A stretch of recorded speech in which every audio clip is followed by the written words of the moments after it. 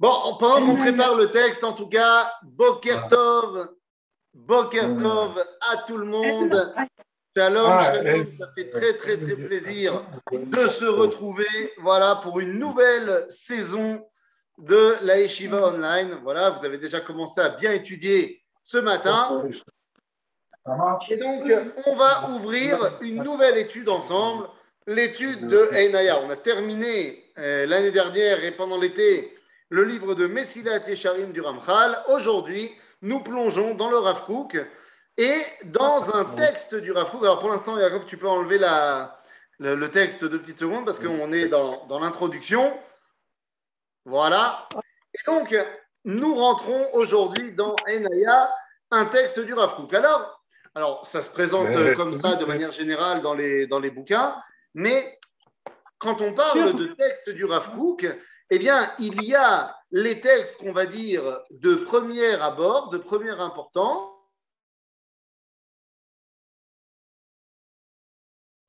Voilà, le host m'avait muté. Ça y est, je me suis démuté. Alors, donc on a dans le Rav Kook, on a des textes qui sont les bases de sa pensée et d'autres qui sont, alors pas les textes de premier plan, mais qui vont nous éclairer encore plus sur sa pensée. Eh bien, Einaya fait partie de ces textes qui ne sont pas parmi on va dire les plus révélateurs de sa pensée de manière chitatique, de manière ordonnée. Ça, vous allez les trouver dans les différents livres Orot HaTeshuvah, Orot HaTorah, Orot HaKodesh. Ça, ce sont les livres qui expliquent de manière chitatique, donc de manière ordonnée, la pensée du Rav Kook. Einaya, une fois qu'on connaît bien la pensée du Rav Kook, c'est encore plus un plaisir de relire Einaya. Je dis de relire parce qu'en fait, Einaya est un texte de la jeunesse du Rav Kook. Oui, un texte de la jeunesse du Rav Kook. Il commencera à l'écrire lorsqu'il est le Rav de Zimmel. Et oui, il faut savoir que le Rav Kook arrive en Israël alors qu'il n'a il a déjà 39 ans lorsqu'il arrive en Israël. Il est déjà le rabbin de communauté en Europe de l'Est bien avant cela. Il aura été le rabbin de la communauté de Zimmel et ensuite de Biosk, et de Boïsk ou Biosk, ça dépend de comment on prononce. Et donc, ça veut dire qu'il commence à écrire Einaya lorsqu'il est à Zimmel. Alors, il la terminera lorsqu'il sera en Eretz Israël à Yafo, mais ça veut dire que c'est un texte de jeunesse. Ce n'est pas son premier texte, il écrira Midbar Shur, son commentaire de la Torah avant cela, mais c'est un texte de jeunesse. Et donc, c'est absolument incroyable de voir la profondeur du personnage, si tant est qu'il y avait encore besoin de le dire, mais il a une vingtaine d'années lorsqu'il écrit Einaya. Et on va voir qu'il s'agit bien, d'un texte absolument incroyable. Alors, c'est quoi Einaya? Einaya, le titre Einaya fait référence au livre qui s'appelle Ein Yaakov. Le Ein Yaakov, c'est le livre dans lequel est compilé les explications, enfin pas les explications, les Haggadot du Talmud. Vous savez que le Talmud est divisé, si on peut dire, en 2 styles d'écrit. Il y a les textes dits halachiques et les textes dits haggadiques. Dans le Talmud de Babylone, ces textes sont complètement séparés les uns des autres. Dans le Talmud de Jérusalem, il y a un petit peu plus de connivence les uns avec les autres. Mais on a ces 2 sortes de textes dans le Talmud. Eh bien, le Rav Kook, alors qu'il y a le Ein Yaakov qui traite de ces Haggadot, eh bien lui, il va faire un commentaire du Ein Yaakov. Et donc, il garde le titre Ein du Ein Yaakov, et Aya, c'est Avraham Yitzhak Cohen. C'est son nom à lui. Donc, Ein Aya. Ainsi donc, nous n'avons pas toutes les Haggadot du Talmud dans le Ein Aya, puisque le Rav Kook a, de manière ordonnée, fait sur les Haggadot de Masechet Brachot et de Masechet Shabbat.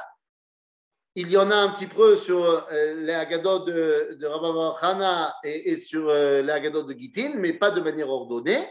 Nous allons commencer par le début, c'est-à-dire les Haggadot de Masechet Brachot. Et on va voir qu'il y a donc une profondeur incroyable et toute la pensée qui va s'ordonner du Rav Kook, on peut déjà la retrouver dans le Einaya. Alors, on va y aller. Comment ça va marcher? Eh bien, c'est très simple. Il y a d'abord un texte du Talmud, le texte de la Gemara, et ensuite l'explication du Rav Kook. Donc, on va être obligé à chaque fois, eh bien, d'abord d'étudier cette Gemara et de l'expliquer de manière extrêmement simple pour savoir de quoi la Gemara parle, pour pouvoir ensuite rentrer dans l'approfondissement incroyable du Rav Kook. Besaider, on est prêt? Yalla, c'est parti. Accrochez vos ceintures. Enaya, chapitre 1, c'est parti. Perek Rishon, on y va. Nous sommes donc dans Masechet Brachot, au chapitre 1, Daf Bet. Mais Matai Korin et Shema Be'arvin. Et là, eh bien, c'est tout de suite, comme on dit, c'est là que les Athéniens s'atteignirent. Mais Matai Korin et Shema Be'arvin, ou Be'arvin, l'homme échané. Et la question qu'on se pose tout de suite, les amis, et je vous la pose, Bémet, je vous rappelle quand même que Masechet Brachot, c'est, eh bien, tout simplement le début du Talmud, que ce soit la Mishnah ou la Gemara. Et la question, franchement, on est en droit de se la poser. Est-ce que c'est vraiment par ça qu'on voulait ouvrir tout l'enseignement talmudique, toute la Torah orale, par une question technique de Me'ematai, Korin et Shema Be'arvin, ce qui voudrait dire depuis quand peut-on lire le schéma le soir?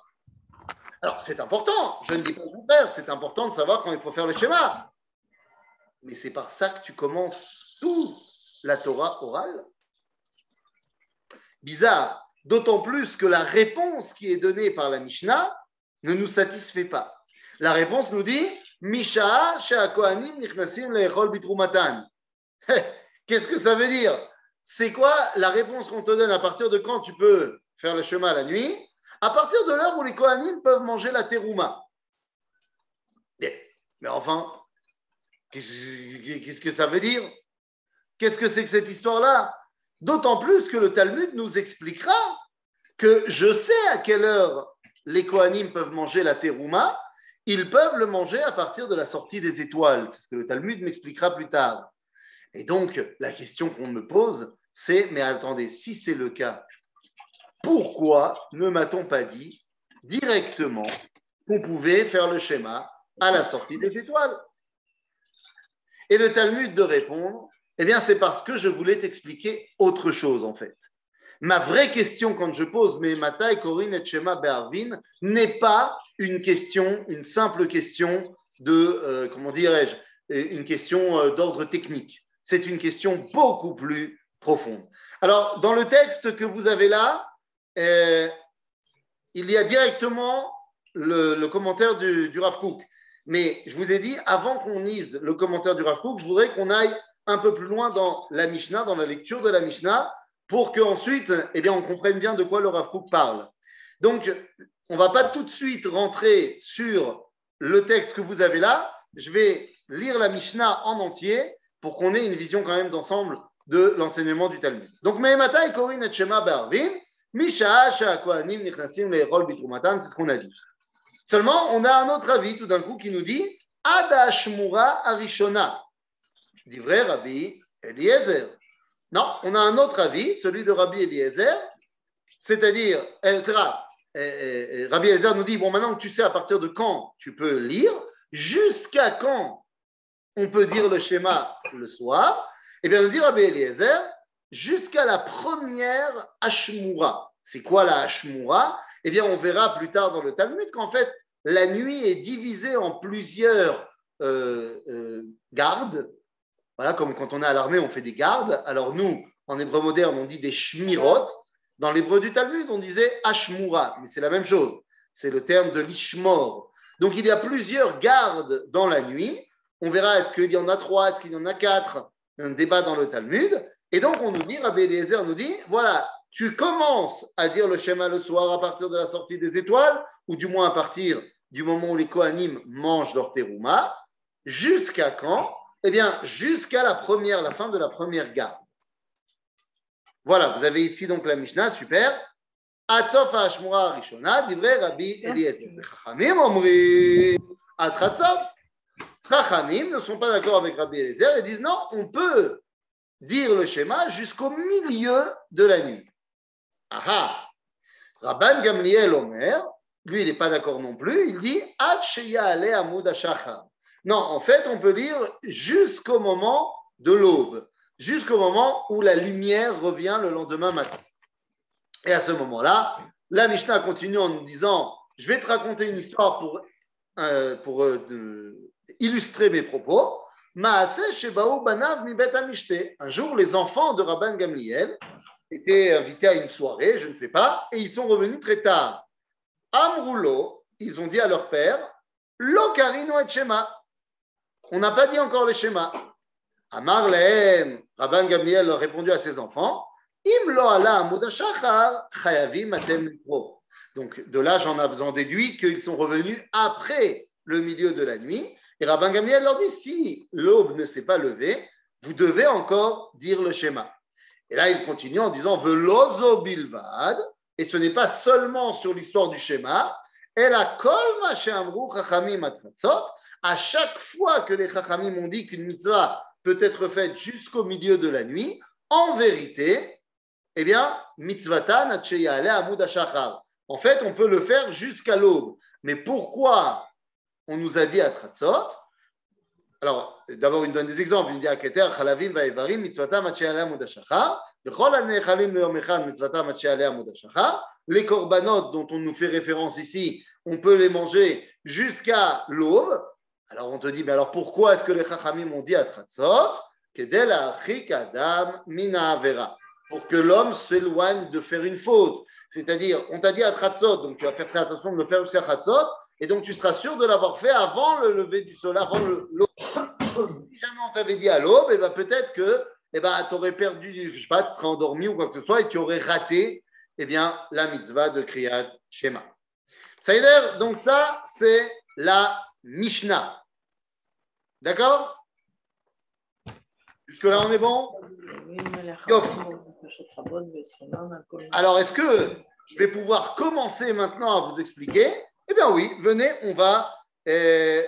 oui, bon allez, vous savez quoi? On va rentrer dans l'étude de l'Enaya directement. La prochaine fois, on rentrera dans la Gemara. Donc, première explication, le Rav Kook nous explique qu'est-ce qu'il y a qui se cache derrière Me'ematai Korin et Shema Be'arvin Misha'a Sha'kohanim Niknasim Le'echol Pitrumatan. C'est-à-dire un petit bruit de fond.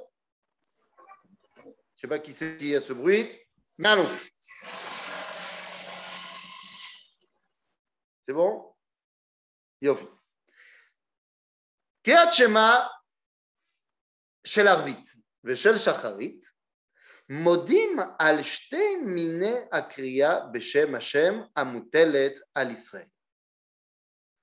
Le Kriyat Shema, le fait de dire le Shema, de prononcer le Shema, de proclamer le Shema, que ce soit à Arvit ou à Shacharit, montre bien qu'il y a deux façons de proclamer l'unité du Créateur que nous avons comme devoir de le faire. Et oui, ça c'est une grande question. Pourquoi est-ce qu'on doit dire deux fois le Shema? Alors vous allez me dire, parce que il y a marqué Beshorbecha uvkumecha dans le Shema. Oui, tout à fait. Mais ça, c'est pas une bonne réponse. Puisque quand vous me dites ça, c'est comme vous me dites, mais c'est marqué dans la Torah.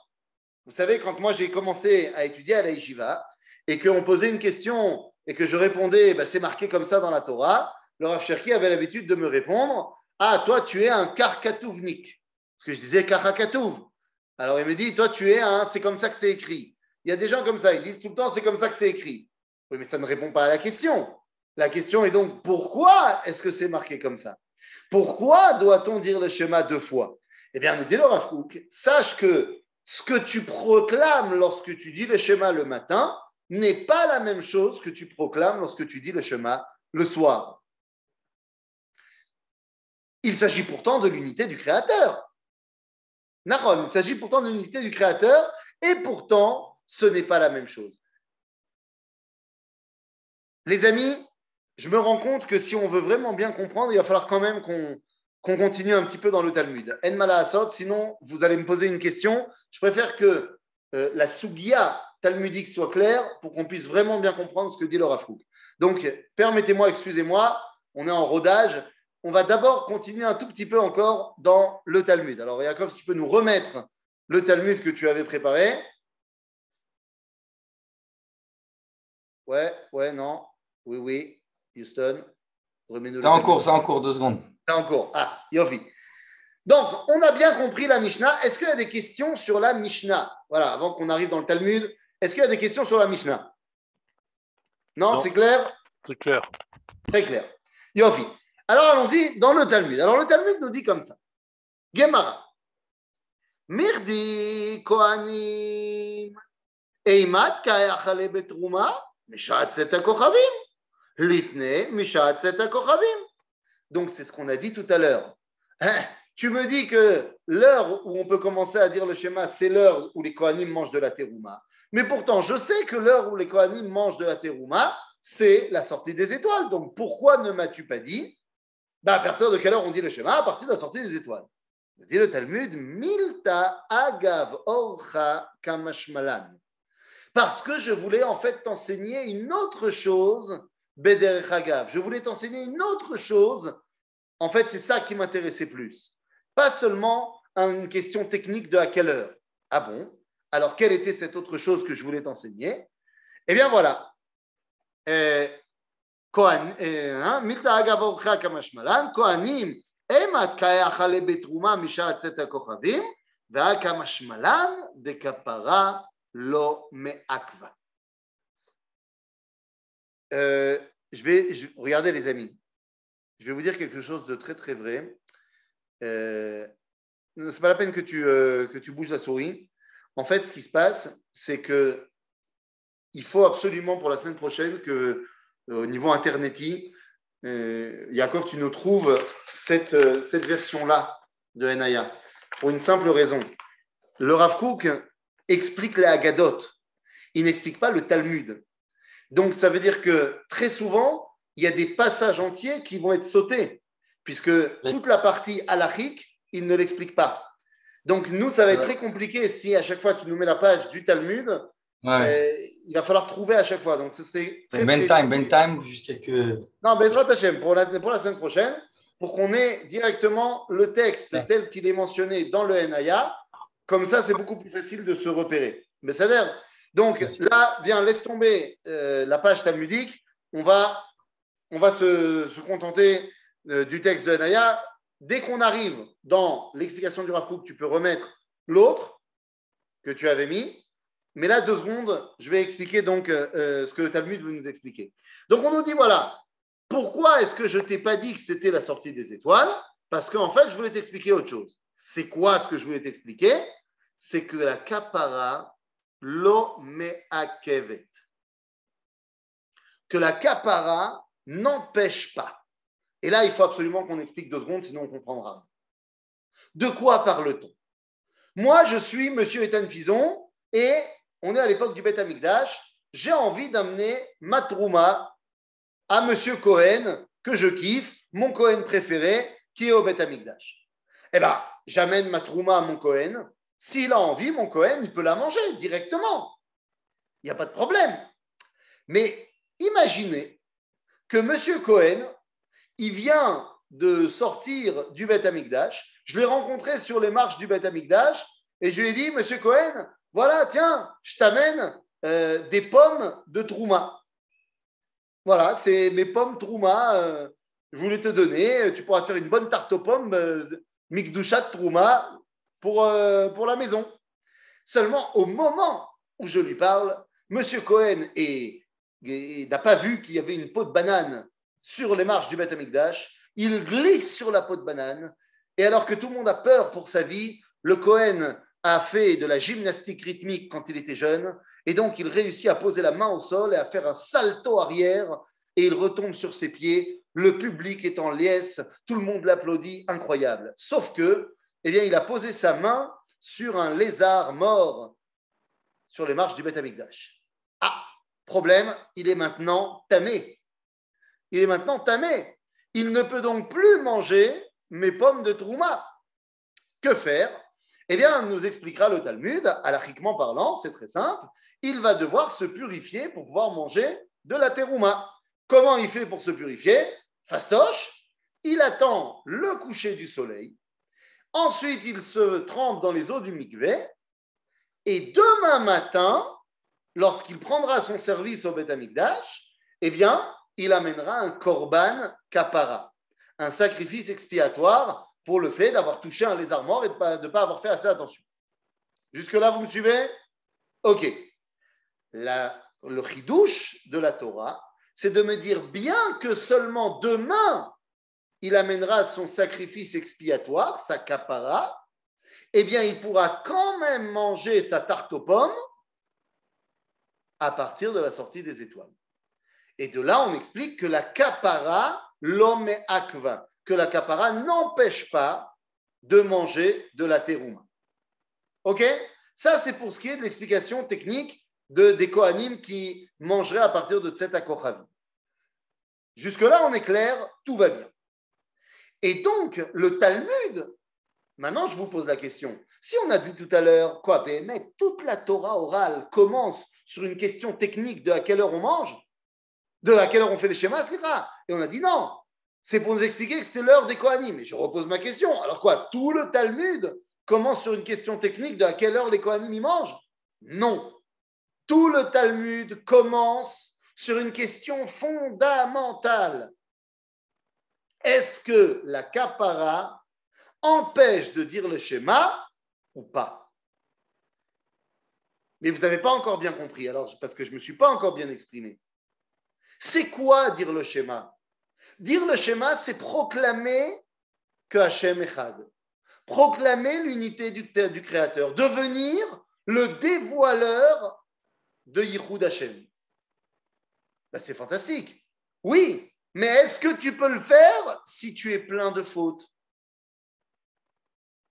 Quand tu n'es pas plein de fautes, que tu es comme il faut, alors Am Israël devient celui qui dévoile Dieu dans le monde. Mais si Am Israël faute, pas de problème, il amène la kapara, il emmène un korban, ou mitkaper, il fait tchouva, il amène la kapara à kol beseder. Et donc il redevient légitime. Mais s'il n'a pas amené la kapara, en d'autres termes, s'il est encore quelque part porteur des résidus de sa faute, peut-il être celui qui dévoile Dieu dans le monde? Voilà la question. Et maintenant que j'ai expliqué la question, je vais vous dire dans quel contexte elle est posée. La Mishnah est mise en place par Rabbi Yehuda Hanassi. Rabbi Yehuda Hanassi, ce sont les années 200-220. C'est à ce moment-là qu'il met en place la Mishnah. Rabotai, c'est le moment où le christianisme commence à prendre une place prépondérante dans le monde. Or, la théologie chrétienne est basée sur une idée. Il y avait le peuple d'Israël, ils étaient le vecteur du dévoilement divin, mais le peuple juif a fauté, n'a pas accepté Jésus comme étant la kapara du monde, et dans la mesure où il n'y a plus de Beth Amikdash pour faire la kapara, eh bien, ils ne peuvent plus maintenant dévoiler Dieu dans le monde. Nous, les chrétiens, avons accepté Jésus comme étant kapara du monde, et donc nous devenons Verus Israël, le vrai Israël. Puisque les Juifs ne peuvent plus dévoiler Dieu dans le monde. Commence tout le Talmud en posant cette question. Mais Matai, depuis quand? Pas dans le sens à quelle heure, mais de quel droit? Korin et Shema, c'est-à-dire nous proclamons l'unité du Créateur, Be'arvit, pendant la nuit, pendant l'exil. Voilà la première question du Talmud. Et c'est une question fondamentale. Réponse du Talmud, depuis l'heure où les Kohanim peuvent manger de la trouma, tu sais pourquoi? Parce que Akapara l'homme est Akevet. Parce que bien que je sois en exil, et que donc je n'ai pas le Beth Amikdash, et que donc je suis porteur, des résidus de ma faute. Je vous rappelle qu'on dit dans la Tfila de Moussaf, l'exil est dû à nos fautes. Et donc, on vient nous expliquer, certes, l'exil montre bien que Am Israël est encore plein de fautes, mais ce n'est pas pour autant qu'il ne peut plus être celui qui dévoile Dieu. Il reste Israël, même s'il a fauté. Ah oui, mais là, c'est autre chose. Hein. Là, c'est déjà une autre ouverture de la Torah orale. Ce n'est plus une question technique. Maintenant qu'on a compris ça, alors on peut arriver dans l'enseignement du Rav Kook. C'est ça? Yalla, c'est parti. Là maintenant, Yaakov, je suis désolé de te faire des tiltou libres, mais maintenant tu peux mettre l'explication du Rav Kook. Alors allons-y. Donc, Kriyat Shema shel Arvit ve shel Shacharit, Morim al shne mine akriya beshem Hashem amutelet al Israël. Donc, le fait qu'on dise Shema deux fois, le matin et le soir, parce qu'il y a marqué Beshor Becha Obukumwecha, montre qu'il y a deux dimensions différentes de Kriya Beshem Hashem, de proclamation du nom divin, qui sont la responsabilité du peuple juif. Anu tzrichim lekabel ol malchut shamayim al atzmenu, velifol gam ken bekriya beshem Hashem echad shelanu, shesov kol sof yakiru veyed'u kol yoshvei tevel, ki Hashem Elohei Israël melech umalchuto bakol mashala. Nous dit le Rav Kook, voilà, nous avons comme responsabilité de prendre sur nous Ol Malchut Shamaim, la royauté divine. Et nous devons également, parce que nous avons pris sur nous la royauté divine, proclamer cette royauté et cette unité du Créateur aux oreilles du monde. Chez Sof Kol Sof, tous les habitants de la planète sachent également que Hashem Elohei Israël Melech ou Malchuto Bakol Mashana. Ça, c'est l'idéal, nous dit le Rav Kook, c'est ce qu'on doit faire. Amama, Veine, Bagalut, Adomé la Erev, mais en exil qui ressemble à la nuit, c'est ce que je vous disais il y a 2 minutes. Ikar Peulatenu, Irak Benogea Leatzmenu.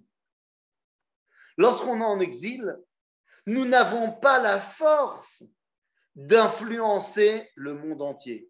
Notre action, elle est interne à l'intérieur du peuple juif Pénima. On n'arrive pas, nous n'avons pas le crédit, la légitimité, ni la force, de porter la parole du Créateur chez les Goïms. Et donc, la Peoula Bagalut, Ireikar, Benogala Atzmen. Kedé la Amod Bifne, Agalim Aovrim Alenu, Be'achem Hashem. C'est-à-dire que nous devons nous renforcer, qu'au sein du peuple juif, pendant l'exil, on n'oublie pas Akadosh Baruch Hu. Ok? Vous me suivez?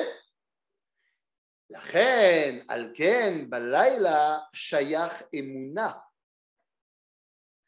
Quand on dira dans le Kriyat Shema du soir, vous savez qu'il y a les brachot du Shema qui vont avec le Shema. Le soir, si on n'a pas dit Emet ve Emuna, on n'a pas fait le schéma. C'est-à-dire qu'on dit la guide baboker chasdecha ve emunatecha balelot. C'est-à-dire que le soir, on parle de emuna. Le matin, on n'a pas besoin de parler de emuna, puisque le matin, on parle de emet ve yatziv, c'est-à-dire de emet ve emet. Les choses sont claires le matin, les choses sont dévoilées. En temps de Géoula, on va le voir dans quelques minutes. Mais c'est une évidence. Pendant la nuit, on a besoin de cette émouna.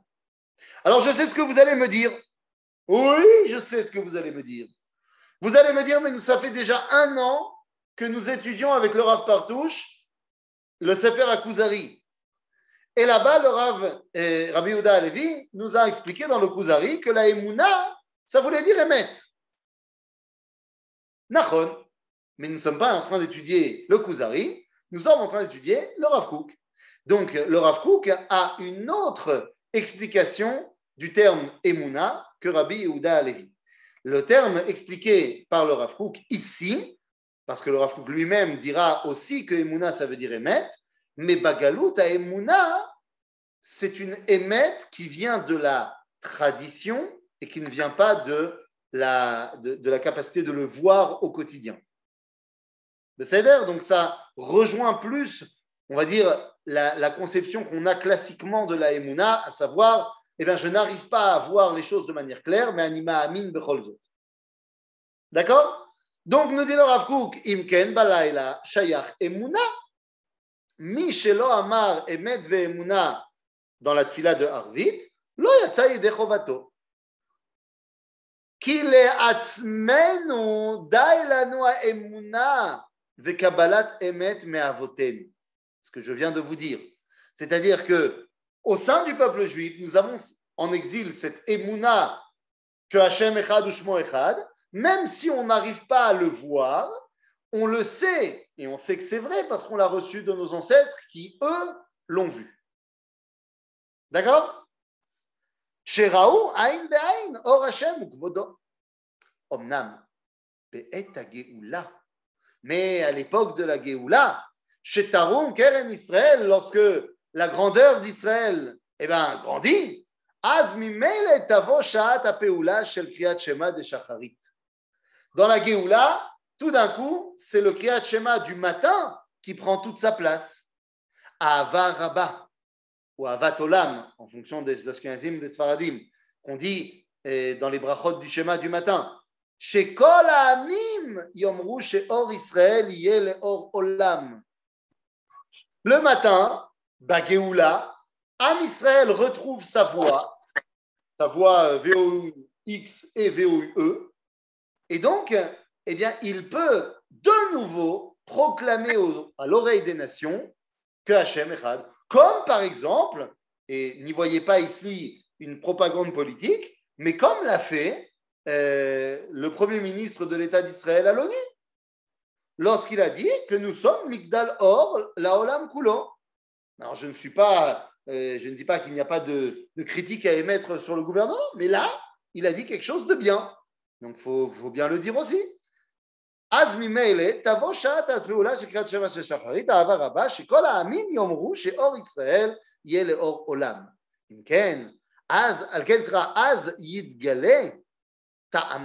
יתגלו טעמי תורה, ולא יהיה עוד אור יקרות וקיפאון. À ce moment-là, dans la Géoula, eh bien, on va également dévoiler les Ta'amé Torah. Qu'est-ce que ça veut dire on va dévoiler Ta'amé Torah? On a déjà Ta'amé Torah, on a le Sefer HaChinuch, on a déjà des rabbins qui ont expliqué les Ta'amim de la Torah. Ken, on n'a pas le droit de les dévoiler au Goïm. Dans le traité de Ketubot, dans la Gemara, vous connaissez certainement l'histoire des 3 serments, mais la Gemara va nous dire qu'en fait, il y avait soit 3 serments, soit 6 serments. Et parmi les 6 serments, il y en a un qui dit que Bagalout, on n'a pas le droit de dévoiler au Goïm Ta'amé Torah. La vraie valeur de la Torah, les vraies raisons de la Torah. Pourquoi on n'a pas le droit de leur dévoiler? Eh bien, parce que ces vraies valeurs, ces vrais Ta'amim n'ont qu'un seul but, c'est de dévoiler Achdut Eloah pour le monde entier qui passe par Israël. Et c'est quelque chose qu'on a, non seulement on n'a pas le droit, mais on n'arrive pas à le dire quand on est en exil. Dit le Rav Kook, lorsque arrive l'heure du Kriyat Shema de Shacharit, alors enfin la Torah retrouve sa grandeur. Elu ta'amei Torah sheikarim ba'olam hazeh vekfuim yiyu la'olam haba, la'atid lavo. C'est-à-dire, et donc c'est ce que nous sommes en train maintenant de commencer à dévoiler. Ki leman karev rechokim raoui levarer divrei emet beverur ולתרגם הדבר כפי מושגם החיצוני של העמים. Je veux dire, c'est quelque chose d'extraordinaire. Il dit pendant l'exil, ça suffit de dire aux gens, si tu ne fais pas les mitzvot, tu vas brûler en enfer. Tu iras au Gehinnom, tu vas brûler dans le four 17. Ça suffit pour les calmer, pour les faire devenir tzaddik. Il nous dit le Rav Kook, Bedor à Géoula, ça ne marche plus. Ça ne marche plus de dire si tu ne fais pas ce qu'il faut, tu vas aller je ne sais pas où. On dit Kedel et Karev Rechokim, Raoui Levarer, Divrei Emet Beverur. Aujourd'hui, si tu veux ramener les gens, vous pouvez avancer le texte. Voilà. Voilà. C'est bon. OK? Nous sommes au milieu. Donc, nous dit le Rav Kook qu'aujourd'hui, si tu veux les Karev Rechokim, ce qu'on appelle aujourd'hui le monde Chiloni, tu ne peux plus te contenter de dire il faut faire Shabbat parce que sinon, Rav Mita. Non, tu as besoin de lui expliquer profondément qu'est-ce que c'est Shabbat. Quel est son lien avec Gilui Hashem Ba'olam? Qu'est-ce que ça veut dire? Et donc ça, c'est Emet Beberur, c'est Kriyat Shema Shel Shacharit. ולתרגם הדבר כפי מושגם החיצוני של העמים. על כן אמת ויציב בשחרית. מה זה אמת ויציב? מתורגמת בארמית. Vous savez, le mot émet, c'est en hébreu. Yatziv, ça veut dire émettre, seulement en araméen. L'araméen, à l'époque du Talmud, c'est l'anglais d'aujourd'hui. Donc en fait, on devrait dire, le matin, on devrait dire émettre the truth. Émettre en anglais. Pourquoi? Parce qu'enfin, on a un message qui doit aussi être entendu aux oreilles du monde. Israël, em kohané Hashem ba'olam. Nous avons donc un message à faire passer à l'humanité tout entière, sinon ça ne marche pas. Mitzad asakam be'inyanehem apenimim beinam leben atzmam vedavar en lahem az im zarim domim la kohanim. Ah, dit le Rav Kook, lorsqu'on s'occupe de nous, en gros, be'arvit, on a expliqué Bagalout, on s'occupe de nous, on ressemble aux Kohanim. Et oui, les Kohanim, la Trouma, ils peuvent la manger que entre eux, que entre Kohanim.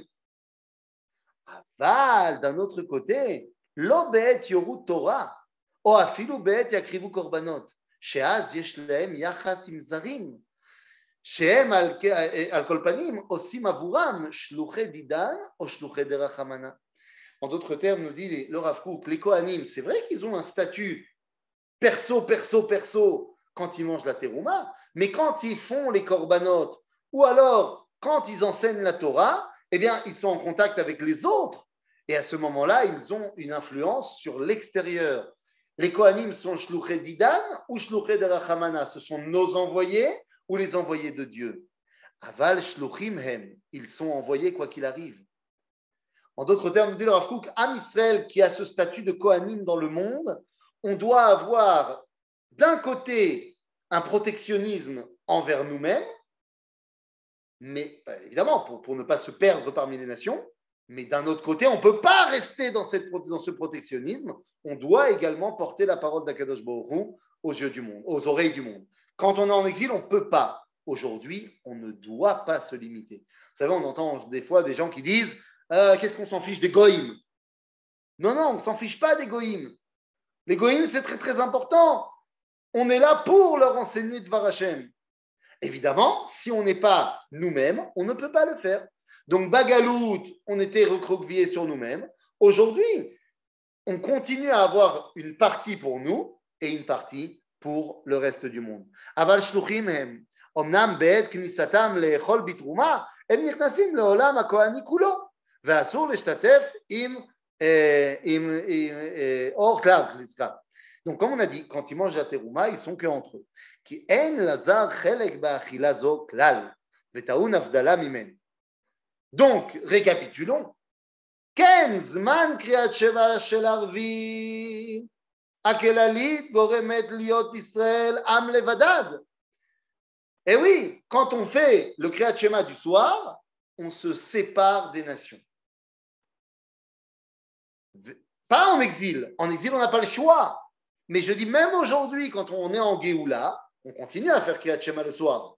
Eh bien, Kriyat Shema le soir, ça nous sépare des nations, ça nous rappelle que nous avons un statut particulier, qu'on est marqué dans le verset, Am levada dishkon, kedei lehagen al kinyanav hakedoshim, pour ne pas s'assimiler.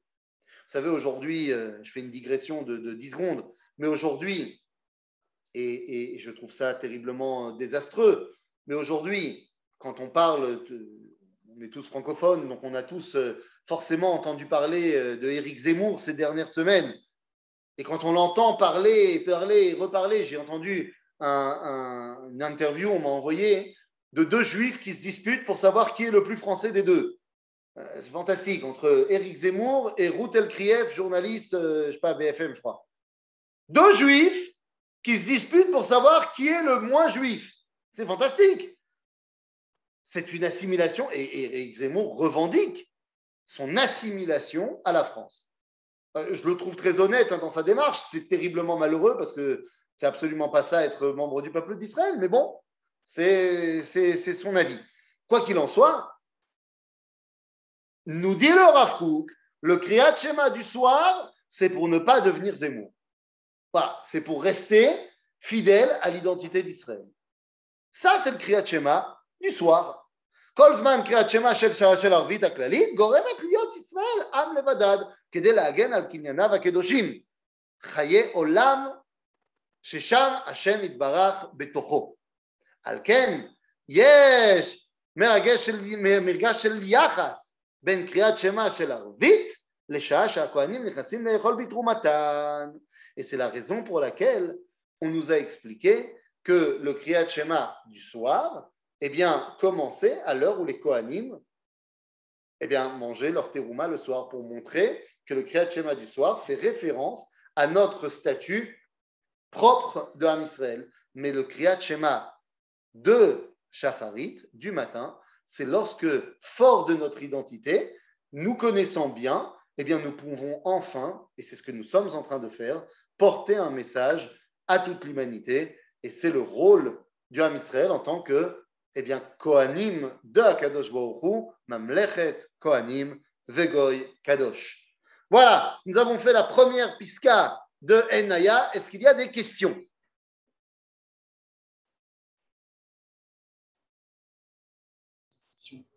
Pas de questions? Ah, même pas. C'est moi qui suis très clair ou c'est vous qui vous en foutez? Top. Ben écoutez les amis, s'il n'y a pas de questions, vous pouvez ouvrir vos micros. Oui. Rafa, s'il vous plaît, est-ce que c'est vraiment, enfin personnellement, c'est costaud. Donc, il est possible de vous envoyer quelque part des questions après l'avoir revu, réécouté. Comme ça, à brûle pour point, c'est trop compliqué, personnellement. Est-ce que vous trouvez que j'ai été trop vite? Non, pas du tout. C'était très clair, mais pour moi, ce sont des notions qui sont pas évidentes.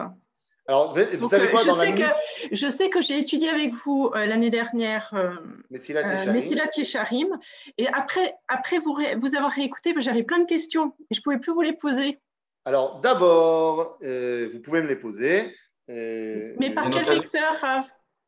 C'est une occasion pour rappeler justement que c'est justement le but du Beth Midrash Online, que ce soit vraiment vivant, vos questions n'aient pas honte, même après, on les renverra au Rabbanim. Alors, voilà, vous pouvez poser les questions à la Yeshiva Online et les questions, elles arriveront. Deuxièmement, vous pouvez prendre mon numéro et me poser les questions après en privé, quoi qu'il arrive. Et troisièmement, vous pouvez maximum vous les noter et la semaine prochaine, on commence le cours avec des questions. Il n'y a aucun problème. Donc, vous prenez une des trois options. Mon numéro, c'est 054 7 84 10 74. J'ai WhatsApp 054 7 84 10 74. Si vous avez des questions, posez-les avec plaisir. Mais pour récapituler dans la minute qui me reste, je récapitule tout simplement. Kriyat Shema, c'est proclamer l'unité du Créateur. Cette proclamation, c'est le devoir du peuple juif. Elle a deux dimensions, la dimension du soir et la dimension du matin. Le soir, c'est la proclamation au sein du peuple d'Israël pour nous rappeler notre lien avec la Kedusha qui est propre au peuple juif. Et le Kriyat Shema du matin, c'est pour le proclamer aux nations du monde, au monde entier, pour rassembler tout le monde entier à la connaissance de Hashem Echad. En exil, on est capable plus ou moins de faire que celui de Harvit. Bagéoula, on continue de celui de Harvit pour nous connaître et nous renforcer, pour pouvoir aborder celui de Shacharit. Merci beaucoup, Rav. Voilà.